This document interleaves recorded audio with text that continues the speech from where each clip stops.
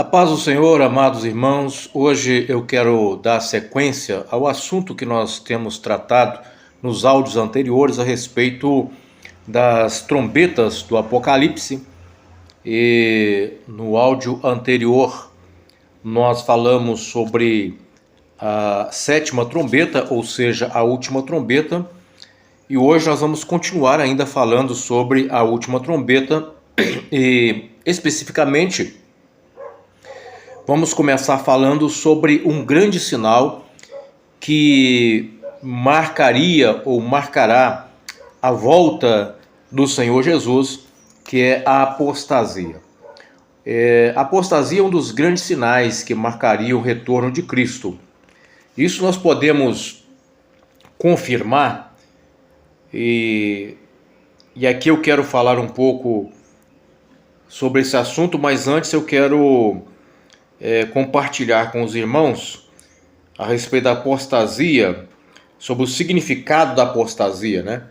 O significado da apostasia. Apostasia significa a ação de renegar algo normalmente relacionado com a renúncia de uma religião ou da fé religiosa.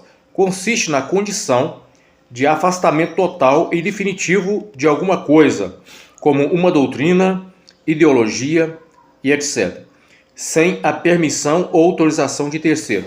Nesse sentido, pode ser aplicado o termo a um adepto de qualquer religião que antes professava.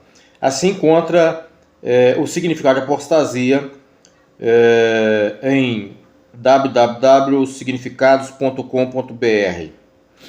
Bom, mas como vem a ser a apostasia segundo o texto bíblico, né? Aí o que nos interessa aqui é a apostasia segundo o texto bíblico. Porque muitas vezes as pessoas são taxadas de apóstata porque renunciou uma comunidade de fé, né? Uma comunidade para uma outra comunidade e simplesmente por isso são tratados de apóstata.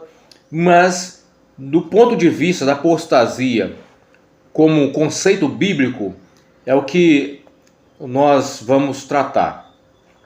A verdadeira apostasia somente acontece com o abandono da fé em Cristo, ou das doutrinas fundamentais da fé cristã, ensinada pelos apóstolos do tempo bíblico, e não pelos líderes de hoje. Então, biblicamente falando, é assim que deve ser entendido o conceito de apostasia.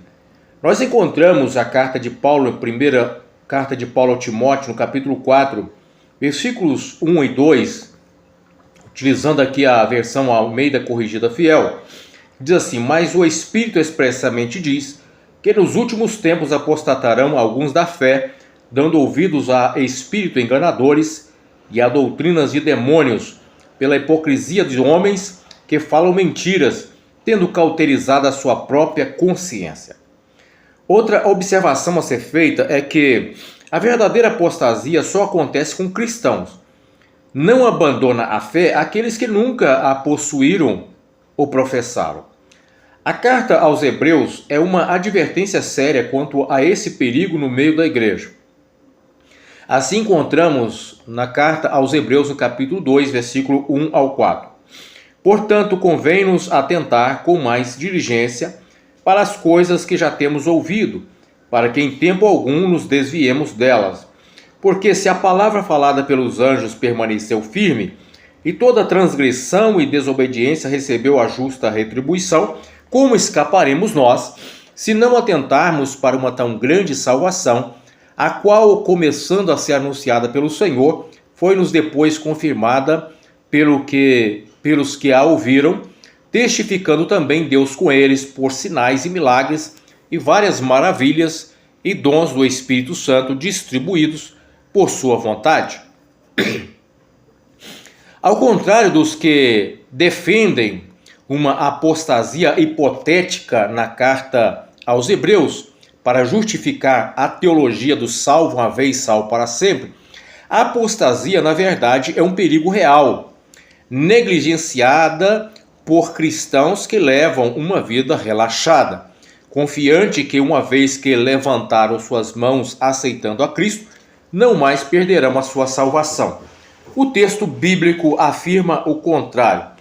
Em segunda carta de Pedro, no capítulo 2, versículo 1, diz assim: no passado surgiram falsos profetas no meio do povo, como também surgirão entre vocês falsos mestres. Eles introduzirão secretamente heresias destruidoras, chegando a negar o soberano que os resgatou, trazendo sobre si mesmos a repentina destruição. Embora se tornaram falsos mestres, eles foram resgatados, ou seja, salvos, comprados pelo sangue de Cristo. Assim, ainda assim caíram em uma apostasia e arrastaram a muitos. Todavia, a punição viria sobre todos eles. Alguns falsos mestres aproveitam dos textos de advertência relacionados com a apostasia para escravizarem seus adeptos em suas seitas. Daí a importância de estudar o contexto bíblico onde tais passagens estão inseridas. É comum seitas taxarem de apóstatas os que abandonam seu convívio em tais lugares. Isso é uma forma de escravizar a mente dos membros, de modo que não deixem o ambiente. A teologia do medo. A teologia do medo é um recurso de escravidão. Quando um membro abandona a seita, vai sofrer represária a ponto de muitos ficarem doentes emocionalmente.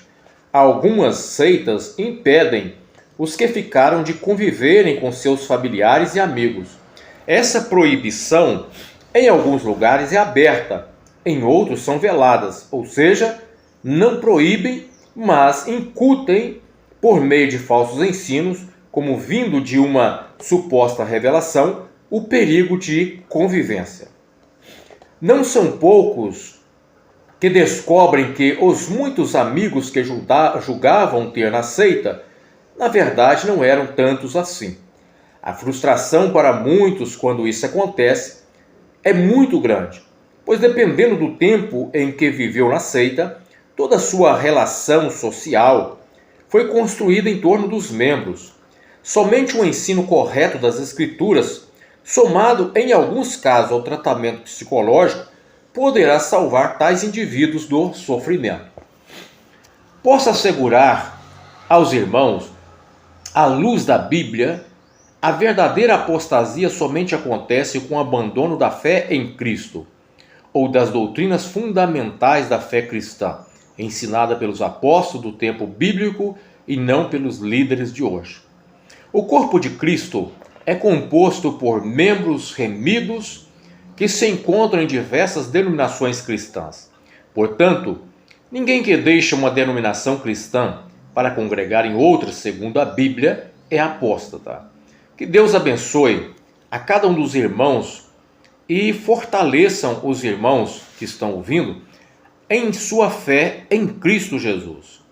Não podemos esquecer dos 5 solas da Reforma Protestante. Sola Scriptura, somente a Bíblia. Solus Christus, somente Cristo. Sola Gratia, somente a graça. Sola Fide, somente a fé. Soli Deo Gloria, somente a Deus glória. Eu quero fazer uma citação de Zwinglio, que diz assim: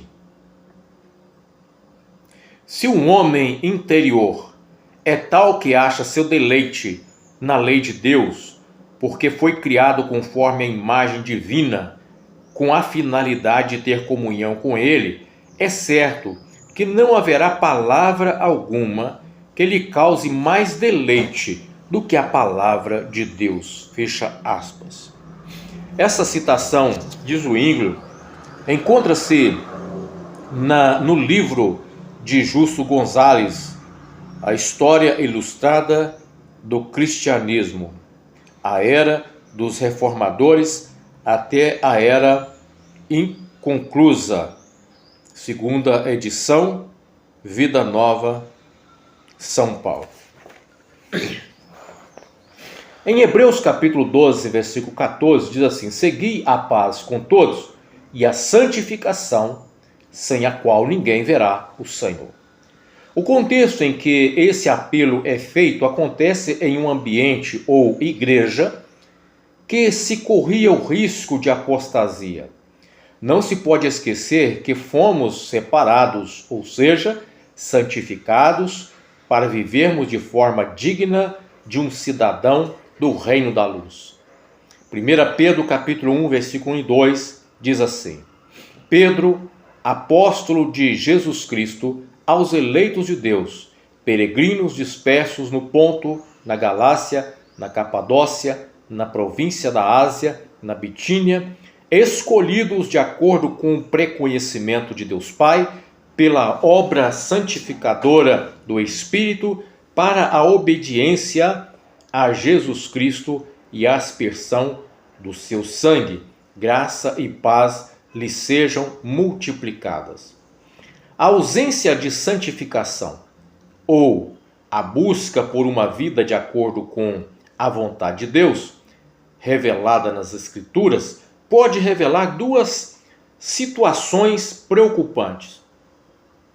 Uma, que o cristão pode não ter experimentado de fato um novo nascimento, ou está relaxando na vida espiritual e por isso correndo-se o risco de cair em uma apostasia. Em Romanos, no capítulo 8, versículos 9 e 10, diz assim: vós, contudo, não estáis debaixo do domínio da carne, mas do Espírito, se é que de fato o Espírito de Deus habita em vós. Todavia, se alguém não tem o Espírito de Cristo, não pertence a Cristo. Porém, se Cristo está em vós, o corpo está morto por causa do pecado, mas o Espírito vive por causa da justiça. A ausência de santidade, prefigurada na falta de azeite da parábola das 10 virgens, demonstra que na volta de Cristo não serão poucos os nécios que ficarão de fora. E não se iludem com a teologia enganosa que ensina uma oportunidade após o arrebatamento. Não há uma única passagem bíblica que demonstre tal realidade. Em Efésios, no capítulo 5, versículo 2 ao 6, utilizando a versão King James atualizada, diz assim: andai em amor como Cristo, que também nos amou e se entregou por nós a Deus, como oferta e sacrifício com aroma suave. Entre vós não deve haver nem sequer menção de imoralidade sexual, como também de nenhuma espécie de impureza e de cobiça, pois essas atitudes não são adequadas aos santos. Não haja obscenidades, nem conversas tolas, nem gracejos imorais, que são inconvenientes, mas ao invés disso, portai-vos com ação de graça. Portanto, podeis estar bem certo disso: nenhum imoral, ou impuro, ou ganancioso que é idólatra, tem herança no reino de Cristo e de Deus. Ninguém vos engane com as palavras destituídas de sabedoria, porque é justamente devido a esse comportamento que a ira de Deus vem sobre os filhos da desobediência. O que vemos atualmente são igrejas mais voltadas por um movimento de interesse pela prosperidade financeira, envoltos em emoções, busca por experiências sobrenaturais e pouco envolvimento com a palavra de Deus. E a consequência é o relaxamento com a espiritualidade. Os muitos escândalos no meio cristão demonstram o quanto isso é verdade. Todavia, os muitos escândalos não são motivos para abandonar a congregação, como fazem alguns. Em meio aos 12 apóstolos, houve um que causou o maior escândalo. Judas se perdeu, mas a comunidade permaneceu unida em Cristo. Está na hora de muitos cristãos se despertarem para uma vida de santidade.